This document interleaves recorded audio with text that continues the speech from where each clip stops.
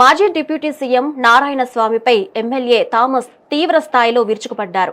గంజాయి, ఇసుక, మట్టి అక్రమ రవాణాలో తన ప్రమేయం ఉందని నిరూపిస్తే ఎమ్మెల్యే పదవికి రాజీనామా చేస్తానని థామస్ సవాల్ విసిరారు. నారాయణస్వామికి దమ్ముంటే ఈ సవాల్ను స్వీకరించాలన్నారు. అభివృద్ధిని పక్కన పెట్టి కులాల మధ్య చిచ్చుపెట్టి రాజకీయ లబ్ధి పొందాలని చూస్తే ప్రజలే తగిన గుణపాఠం చెబుతారని థామస్ హెచ్చరించారు.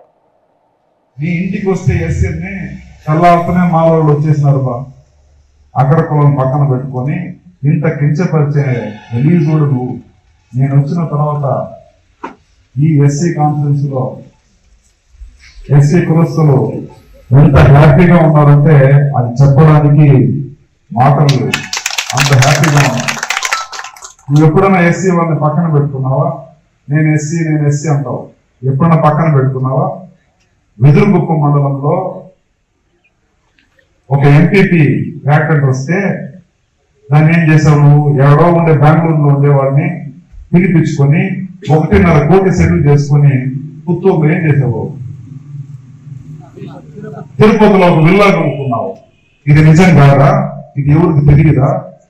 ఎందుకు నా నోరు నేను ఏదో సైలెంట్ గా వచ్చి పరిపాలన చేసుకుని పోతున్నా? నా రోజు ఎందుకు గెలుపుతావు? గెలికినావంటే నువ్వు నిద్రపోలేవు. హార్ట్ అటాక్ వచ్చి నైట్ చచ్చిపోతావు.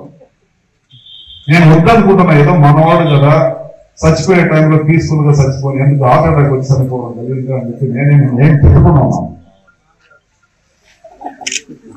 అదేవిధంగా లోకేష్ అన్న గారు ఇక్కడ పాదయాత్ర వస్తే లోకేష్ అన్న గారి పైన కేసు పెట్టాను. లోకేష్ అన్న గారి పైన కేసు పెట్టే అంత మగోడను, అంత పెద్ద మగోడను, అంత పెద్ద పుడింగాను మేము అనుకుంటే ఈ రోజు నైటే నేను జడ్జితో కూర్చోబెట్టగలను కారట్నామా పోలీస్ స్టేషన్ లో. నీ ఇంటికి వస్తే ఎస్ఐని చల్లారుతూనే మా వాళ్ళు వచ్చేసినారు.